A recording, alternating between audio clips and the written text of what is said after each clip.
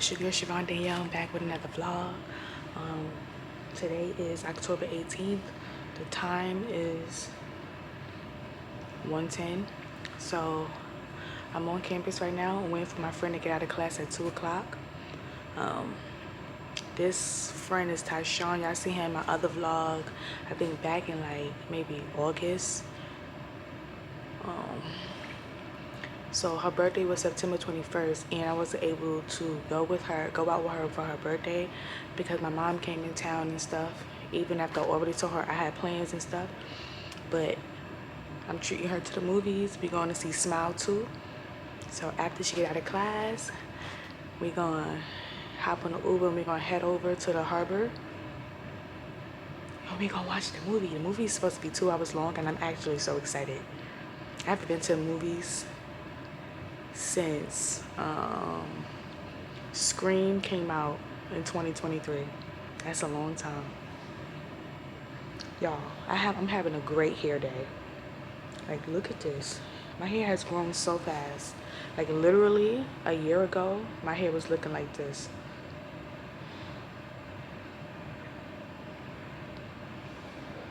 This was my hair last year, literally last year.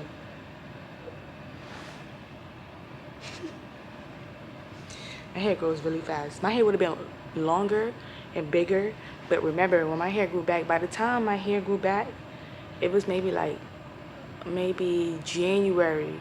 Y'all know that I tried to put a texturizer in my hair to loosen up the curls, and I missed a step. And it permed my hair, and my hair started falling out. So basically, I had to, what I did was I let it grow like every 2 weeks. I would cut the ends, cut off the texturizer and stuff like that. So now it's fully cut. But what I need to do is go to a natural hair salon so they could blow my hair out and trim the edges. Trims the part, yeah, that's like, the split ends and stuff, so it could all be the same length. But some parts are longer than the others. So, but yeah, a great hair day. I'm so excited. Somebody's coming, so I gotta go. It's twinning. Y'all remember them twins that used to do that? But yeah, so we still sitting here. It's 2:44. We about to make our way outside and then enjoy the little bit of air. I'm finna eat me some candy. I'm gonna try to get some clips of the movie. This is probably not gonna be a long vlog or something, or I'm just gonna, after the movie, I'm gonna have to sit the camera up and talk to y'all and stuff. But like, I'm really digging my hair. It's the fact that my hair has grown this much. I'm not surprised, but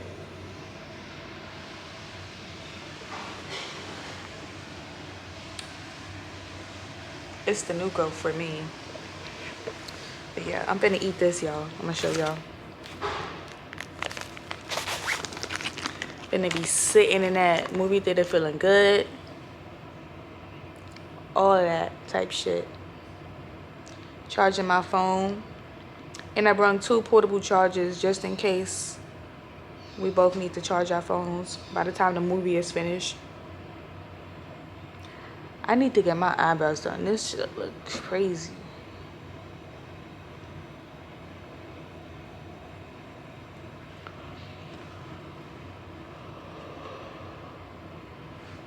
We probably won't be getting out of the movies until like 7 something. And then, yeah.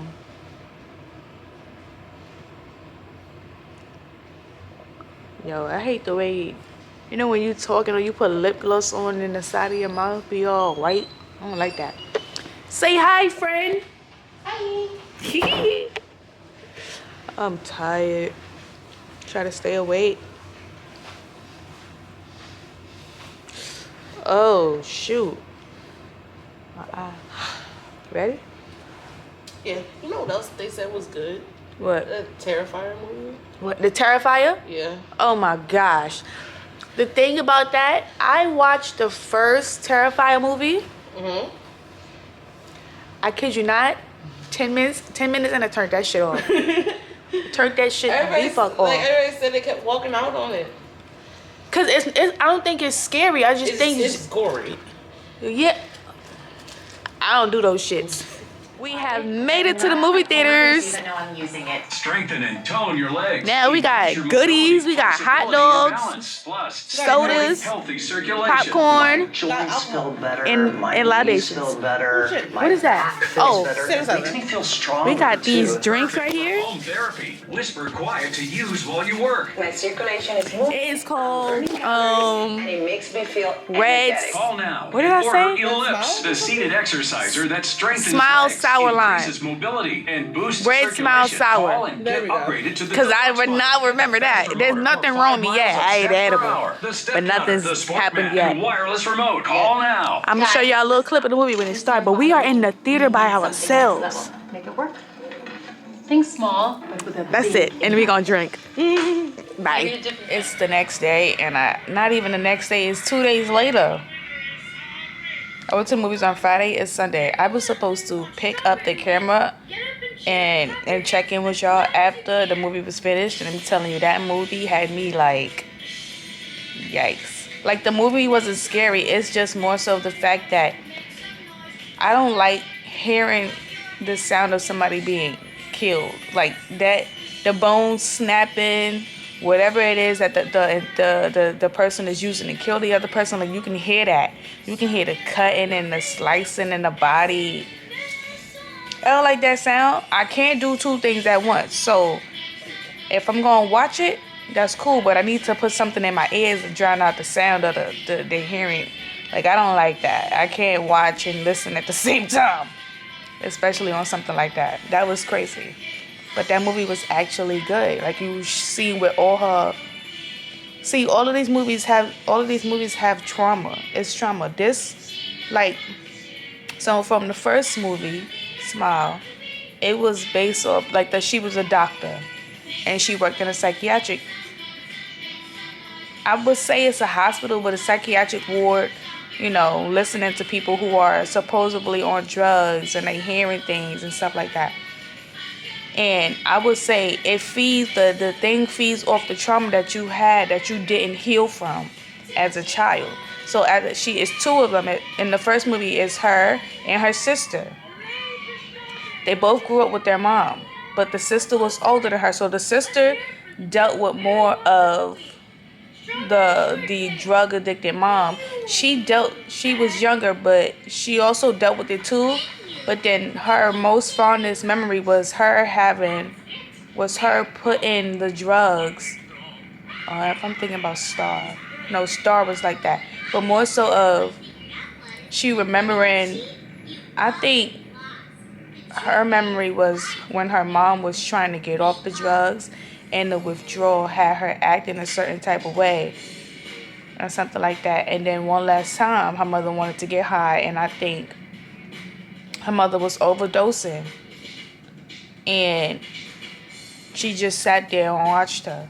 I think they said she was about 8 or 9 in the movie. So processing that and having that thought in your head and you want to become a doctor or ready to help people that's in those situations, but you still have that unhealed trauma that you have. And now you see a client who's telling you about this thing, and it's clear that she got I don't know, it didn't really go much into her story about she just came to it towards the end where she was about to pass on. Well, what she did pass on in front of her was basically the curse passing on to her and stuff. But that was it. The thing was feeding off the trauma, the unhealed trauma that she had when she was younger. So that leads into but it was actually a little bit of a continuation from the last movie where we see in the first movie where she's a doctor, but her ex-fiance is the police officer. That's her ex-fiance. Now she's with somebody new, but her ex-fiance, she's telling him, he's investigating these videos, and she's telling him what she's known so far, but he don't believe her. But they going through it and stuff like that. And obviously towards the end, they was trying to figure out, the thing is, if you take somebody's life or if you take your life, that's how you stop the curse. Well, that's what was said in the beginning, because somebody was able to get the curse away from them. Meanwhile, he had to take somebody's life, so that was his thing. So, you know, towards the end, the cop, ex-fiance, he obviously ends up getting cursed, and then it shows over into, you know, the second movie, the continuation. It was good. I think it was a great movie. But I had my eyes closed. It wasn't scary. I had my eyes closed because, well, majority of the movie, because the sounding of the cracking of the bones, the slicing of the skin, all that type of stuff. So, you know, when they do it illegally and put it on the thing, I'm gonna go ahead and rewatch the scenes where I close my eyes at. But you know, her trauma was so big. She was just in a car accident where her famous boyfriend died. He was fatally killed in the car accident. But then it shows what you call it. So yes, that's how it is. The root of the trauma, it shows the person that originally caused the trauma in your life with the face. And then you're trying to figure out why is it that face. But then you go somewhere and somebody takes their life in front of you, which creates the makes the trauma even more. So now you're not even just traumatized of that, you're traumatized of somebody just taking your life in front of you. So now it's feeding off of that. Great movie. Great fucking movie. I'm gonna go ahead and watch it. It looked like it was a dimple. Who's texting me? Oh, I be putting TikTok. I be putting stuff inside my TikTok cart, and I don't be buying it. I just be putting stuff in there. But yeah, you see this pimple I got right here? It's gonna be popped. I'm watching right now The Lincoln Lawyer. The new season came out. I'm excited. I love when new shows come out. I love it. But yeah, let me go ahead. I wish they would post a small movie right now, so I could come back and let y'all know. Because her trauma was, I think her trauma was even worse than the main character in the first movie. Seeing your mom pass away due to drugs, I understand that's traumatizing, especially for an 8-9-year-old. But the main character in Smile 2, she had just came off making a comeback after suffering a very public, substance abuse. So she was addicted to drugs. It said that the character was pulling her hair out, out on the streets. Her peoples and her friends trying to get her off the streets and stuff like that. But I'm trying to figure out if the drugs came before or after. I think it was around the same time. I think she was on drugs. But I want to know if the boyfriend was doing the drugs too. Because if she was only doing the drugs and stuff, because it showed a scene as to what was the cause of all the trauma and why she freaked out over the guy, Paul Hudson. And it got to that part of the movie where they show what happened. Because they did say, and early when the movie first started, she was doing a talk show with Drew Barrymore, and she was in a fatal car accident. But then they also showed, like, when she was doing rehearsals, how she had like a scar. So, when people, I think something's wrong with the kidney, so they have to cut you down the middle, like down the spine and stuff like that. So that was a scar, but that was going to be talked about later on. And then they finally spoke about what happened. And it showed that they were having an argument, like a drug-induced argument. But I don't know if it was just her who was high on drugs or if it was him.